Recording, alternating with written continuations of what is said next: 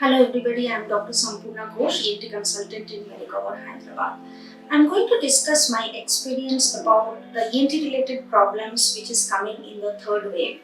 The very reason I have time to make this video during third wave because somehow the good news is the Omicron variety is not causing any severe illness. The hospitalization rate is much less. If you take the vaccinated people, it is only 3 to 4% people affected who really needed hospitalization compared to 22 to 25% patients who are not vaccinated required hospitalization this time. So we are not overloaded. That is number one. Number two, the symptoms and the morbidity is quite low, easily treatable, and people are recovering within 5 to 7 days. So the first question is, what are the acute COVID related ENT symptoms? What I have found, every single day I'm getting somebody with severe sore throat, and most of them, when I ask them for COVID RT-PCR, next day I get to know that they are positive.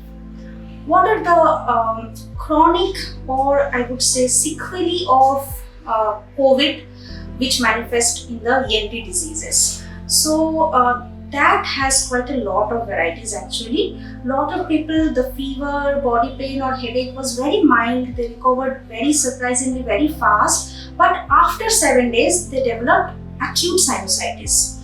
And they're not able to breathe well. Their nose is full, stuffy, or severe cough, sneezing, running nose. These are the common symptoms. But luckily, because of less uses of steroid, because the virulence of this strain is also quite low, this time I have not seen any of the black fungus or mucormycosis cases. Most of these patients have only allergic reaction or bacterial sinusitis, which can be easily treated by common antibiotics, and they're recovering in 10-12 days. There is another issue which is coming very frequently and more in the young age group. Many people are coming that after COVID, they're getting some kind of noisy sound in their ears. So in medical term, this symptom is called tinnitus. Some of them, when I'm sending them for hearing test, they have some kind of mild high frequency sensorineural hearing loss. If they come early to the ENT clinic, we can treat with medicine and this is reversible. The other issue is post-COVID cough. So even though you test, your blood reports are normal, your X-ray chest or CT is normal, but the cough is really bothering a lot of people. The take-home message is, it's not dangerous. These are all common symptoms: throat irritation, cough, nasal congestion. Just hang on, give some time, visit your ENT or pulmonologist, and these symptoms will go. Now, till date, if you are not vaccinated or if you have taken only one dose, please take the second dose and complete the vaccination schedule so that you don't land up in ICU or you don't come for admission. Now, coming to the second question related to ENT is, how do you differentiate?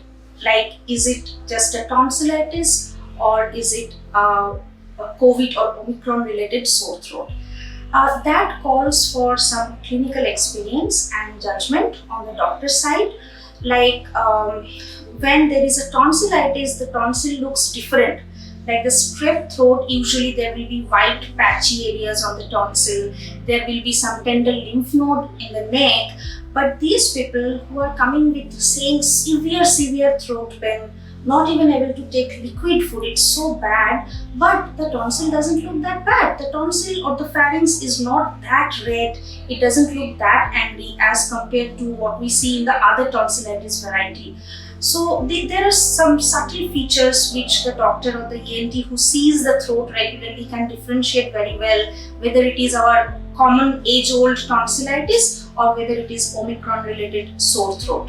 Now, obviously the practical question is, what does it matter? Do you treat it differently? Not really. The treatment is not anything strikingly different. Mostly like some antibiotic, analgesic, soft food, antiseptic gargle. Then why do you need to differentiate? The need is to protect the other family members. The moment you know that okay, you have COVID and your sore throat is not acute tonsillitis, you will isolate yourself. That's it. You will isolate from the children, from your elderly people at home, or from your partner, so that the whole family doesn't get affected by this. And after 7 days, you are fine. So that's why we need to know for documentation for yourself that you got naturally infected or not, and for the safety of your colleagues, friends, and the family members.